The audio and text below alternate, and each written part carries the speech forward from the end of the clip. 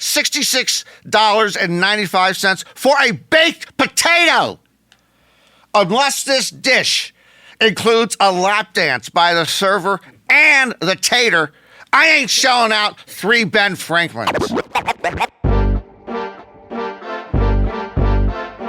Norman Chad. Norman Chad. Welcome to Gambling Mad with Norman Chad. I am Norman Chad.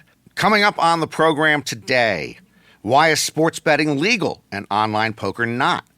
Why is Denzel Washington on the Mount Rushmore of actors and De Niro's not? And why am I an idiot and an imbecile? I'm not.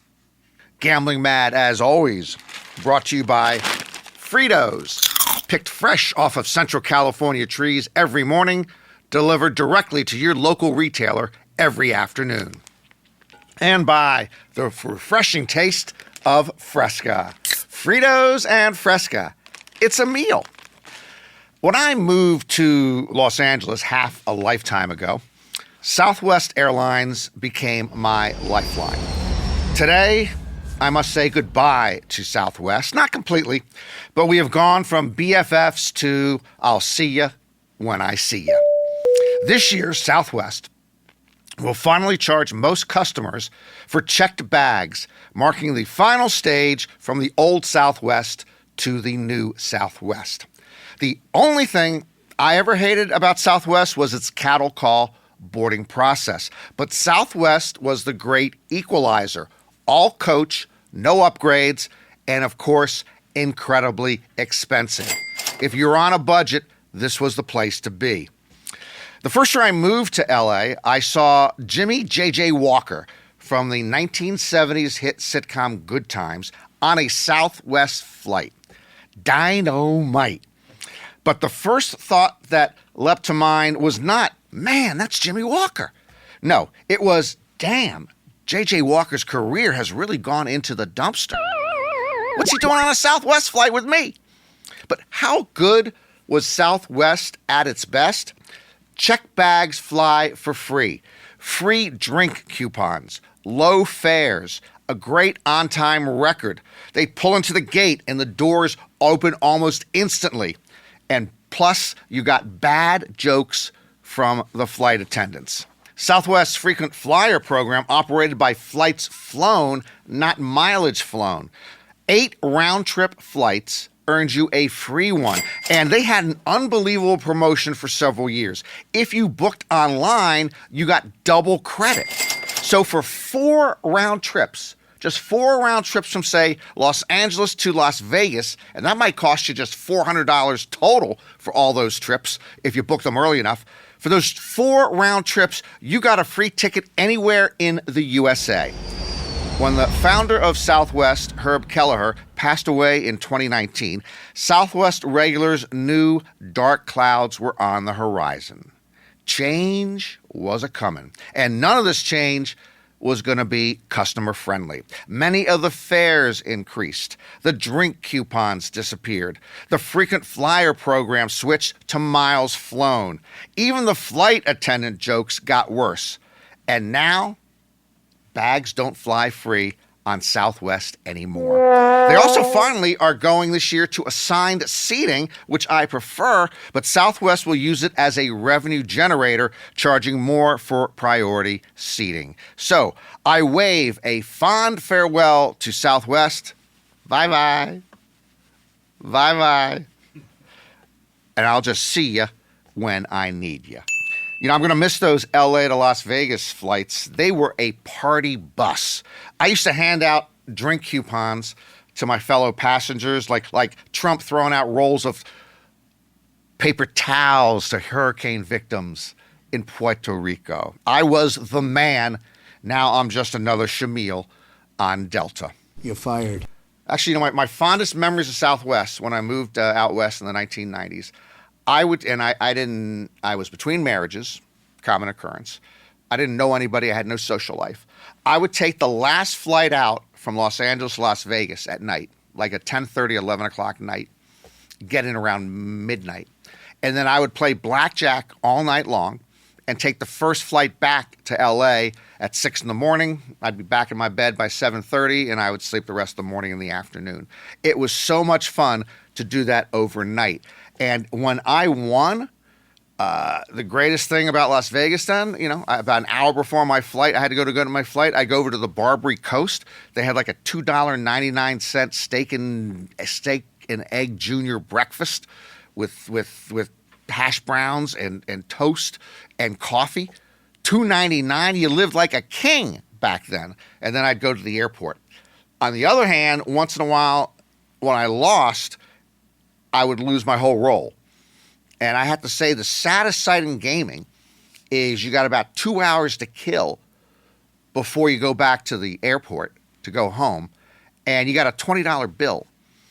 And you got to make that last playing 25-cent video poker until you get a cab back to the airport. Okay? Those were the depths that I was at back then. And now look at me now at a new depth here on Gambling Mad. What goes around comes around. If you like to play poker, you likely are exasperated by the following facts. 38 states plus Washington, D.C. currently allow legalized sports betting, but only 8 states allow online poker. Now, why is one form of gambling acceptable while the other isn't? Logically and intellectually, it makes no sense. As I have stated repeatedly, gambling should be legal, but most people are better off not gambling, and those who do need to be vigilant about the dangers of this habit. When we're talking about the downsides of gambling, sports betting is potentially much more destructive than poker. When you're wagering on sports, any one bet can make you $1 million.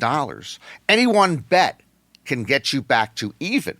In poker, you've got to sit there for a long time trying to grind out a profit, and that's only if you're skilled enough to beat your opponents.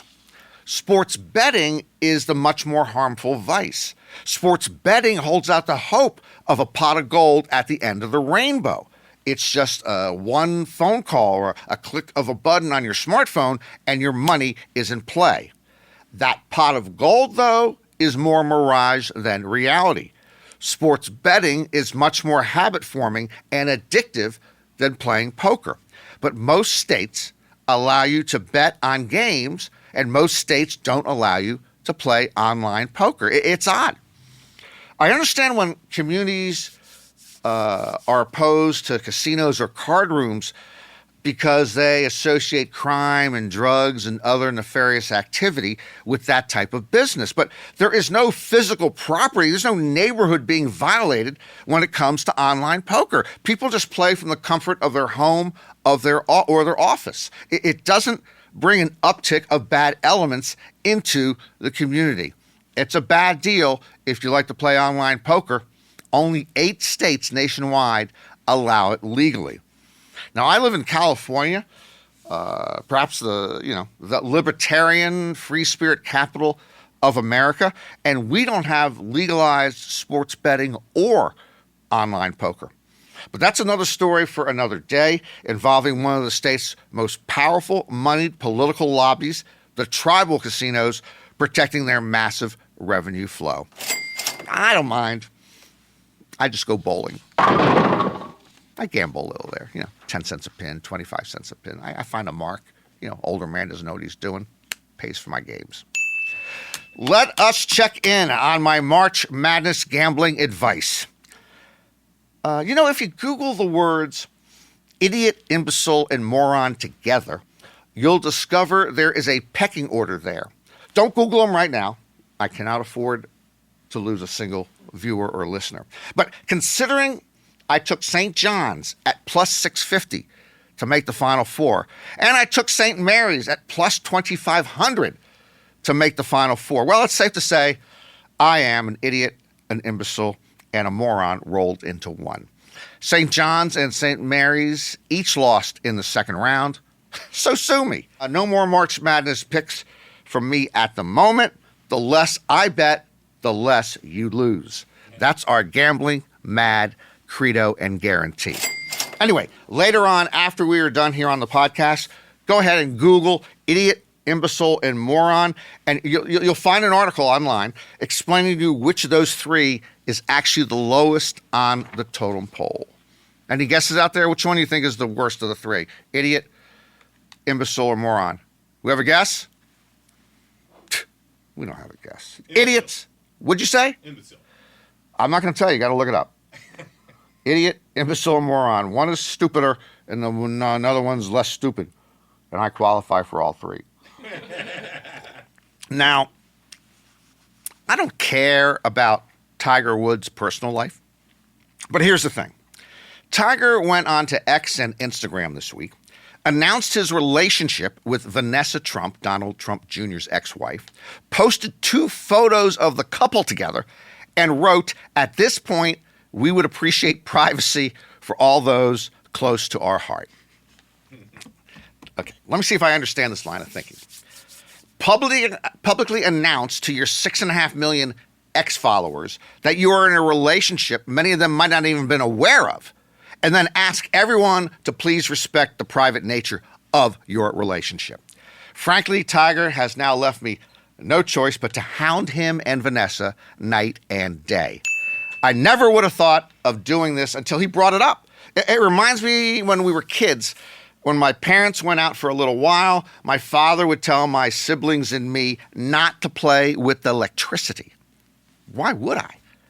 But since he mentioned it, the moment my parents drove away, I started flicking the light switches on and off, on and off, on and off for like 20 minutes until I got bored. Anyway, go ahead and check my X account starting today. I will be updating Tiger and Vanessa's whereabouts as often as possible, so you can stop by while they're eating dinner and say hi to the happy couple. Hey! Okay, let's go from a relationship on the uptick to one that appears to be on the downtick. And this is a weird one, so strap in. It involves a 46-year-old husband and his 36-year-old wife. The man allegedly tried to murder his wife by pushing her off the edge of a hiking trail in Hawaii. The man, Gerhard Koenig, is described as a renowned anesthesiologist. I knew there were rich anesthesiologists. I didn't realize there were renowned anesthesiologists. His wife, Ariel Koenig, is a prominent nuclear engineer. They've been married since 2018, and they live in Maui. They were in Oahu at the Pali Lookout. According to the victim, Gerhard asked her to take a photo with him. She declined. He then allegedly punched her several times, hit her with a rock, and tried to push her off the cliff. Police believe the attack might have been premeditated, as it appears the renowned anesthesiologist poked his wife with 2 syringes containing an undisclosed substance. Ariel is in critical condition. She is stable at a nearby hospital with head wounds. Gerhard started to run away from the scene of the incident and was arrested by police after a brief chase. That is it, folks. Not to make light of it, and as I said, Ariel is stable and doing better. But on a side note, if I ever flee the scene of a crime by foot, I gotta imagine I'm apprehended within 15 seconds. I am slow. I cannot run. By the way, in the National Football League, every team gets a bye week during the regular season. This is a week in which they do not play. We are borrowing from that and taking a bye week from the current president of the United States. I mentioned him once briefly earlier, but no other stuff on the 47th president this week. And when you're a star, they let you do it. Enjoy it. I needed the rest. You need the rest. I feel better already. I spend a lot of my Las Vegas time at the Horseshoe and Paris casinos, which host the World Series of Poker every summer. In the last couple of years, I have passed the Bedford by Martha Stewart restaurant dozens, if not hundreds of times. And when I glance at the big menu that's flashing in front of the joint and see the roast chicken for 2 carved tableside for $89.95, I scoff. I scoff every time I see it. A scoff like, Okay, there is a rotisserie chicken chain here in LA called Zanku, where you can get a whole roasted bird for $16.99, and I promise you it crushes that $89.95 version at the Bedford, plus it comes with this game-changing garlic paste. Yum. Anyway, just when I thought the roast chicken was the most overpriced item at Martha's restaurant, she now comes along with her smashed baked potato. Like the chicken, it is prepared table side. A baked Yukon potato seasoned with creme fraiche, butter, chives, and bacon lardons. Plus 4 ounces of golden Osetra caviar, all for $266.95.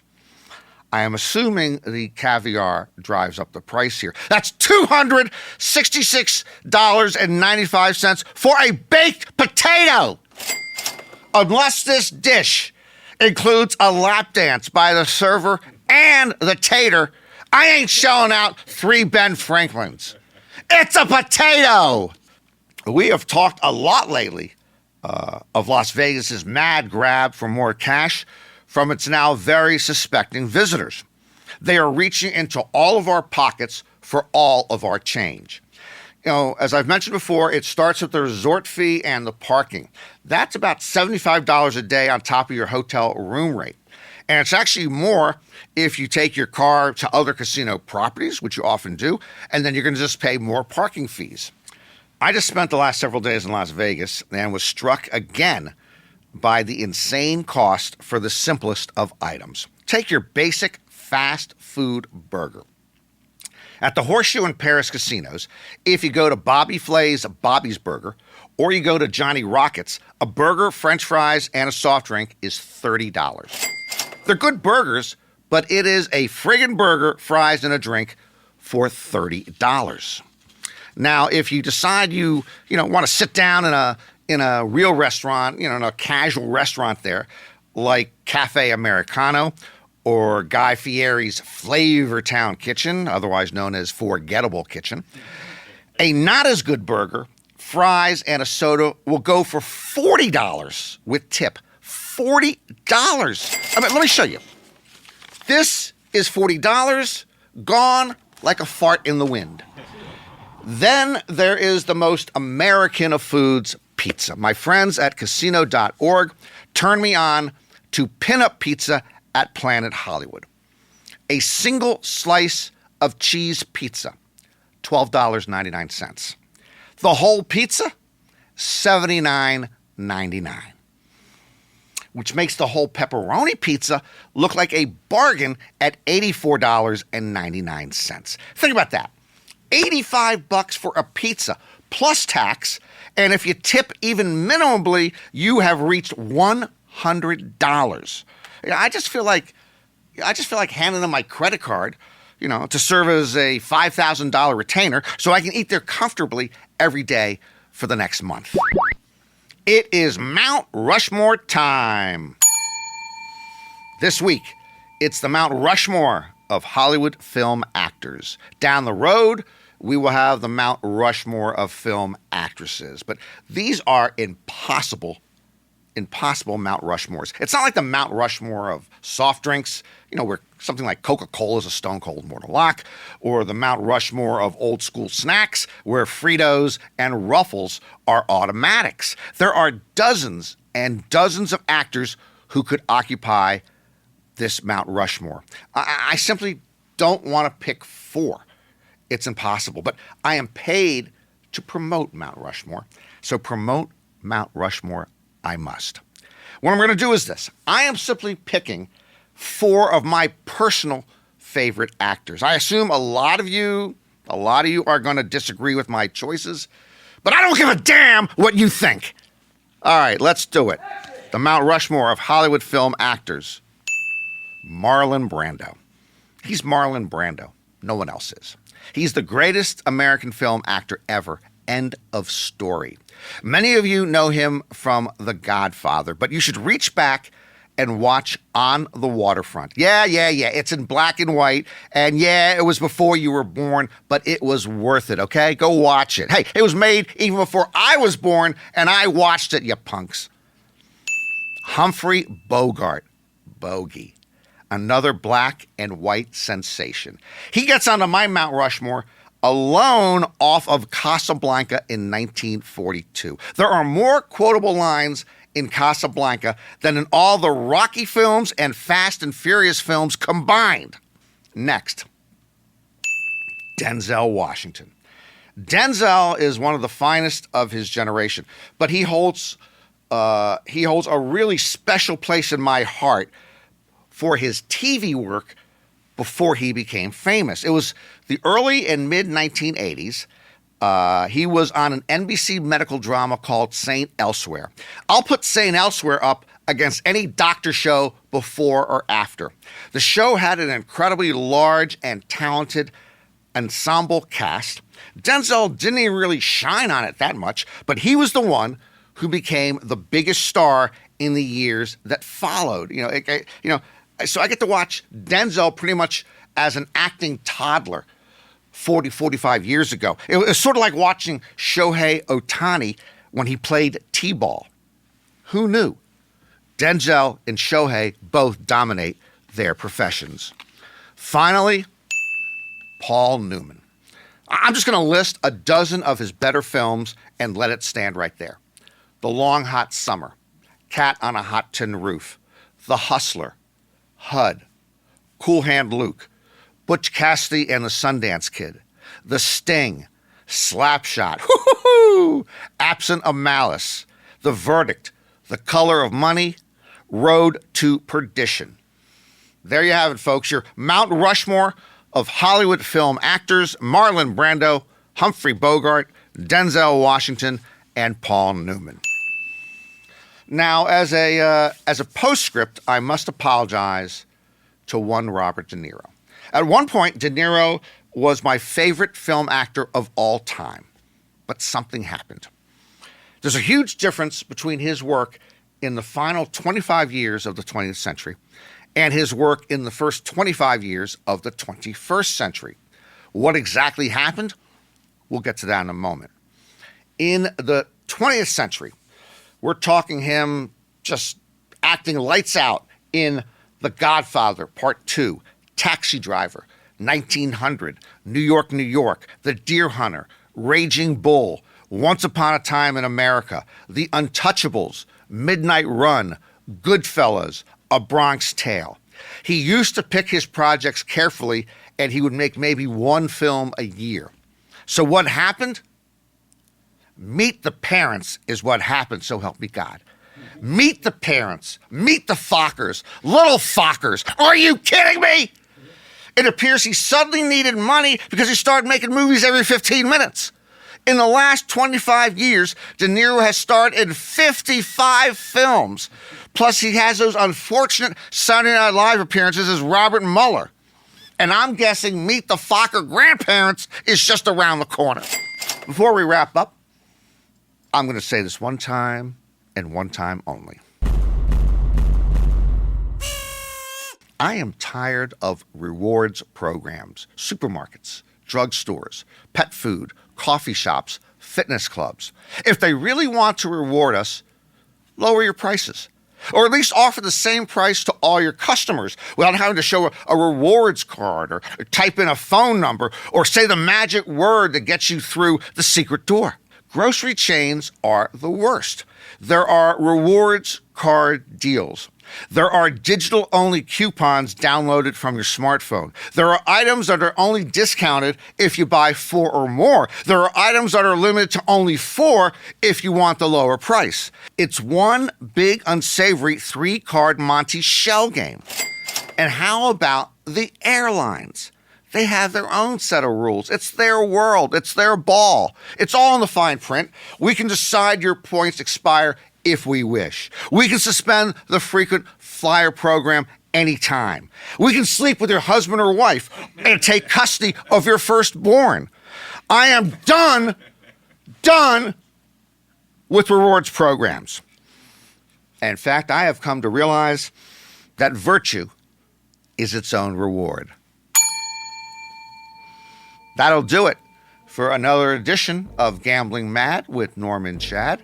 Hope to see you again next time. And remember, if you're going to roll the dice, make sure they're loaded. If you vandalize a car, that's a crime. You should be arrested, convicted, and probably serve a little jail time. But with the recent unfortunate rash of Tesla attacks, the charges have been ratcheted up to domestic terrorism. That's a more serious category of crime. So let's lay out the current scenario. If you take a baseball bat and smash the window of a Tesla or a Tesla dealership, that is domestic terrorism, and you will be in prison several years or longer. But if you take that same baseball bat and smash a window at the U.S. Capitol building in an attempt to overthrow an election, and you also take that baseball bat to attack a police officer protecting that building, that is not domestic terrorism. Rather, it's trespassing or maybe an assault charge in which you do a bit of prison time before being fully pardoned. I am somewhat beflummoxed here. You key a car and you are a domestic terrorist. You're part of a riotous mob chanting, "Hang Mike Pence," and you are a patriot. I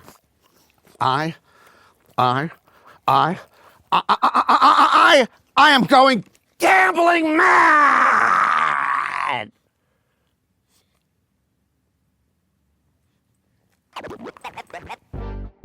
Gambling Mad with Norm and Chad is written by Norm and Chad and ghost-written by Norm and Chad. Executive producers are John Scheinberg and Rick Barrio-Dill. Produced by Norm and Chad and Rick Barrio-Dill. Our associate producers are Bree Coury and Asher Friedberg, and edited by Asher Friedberg with studio facilities at 360 Pod Studios, Beverly Hills.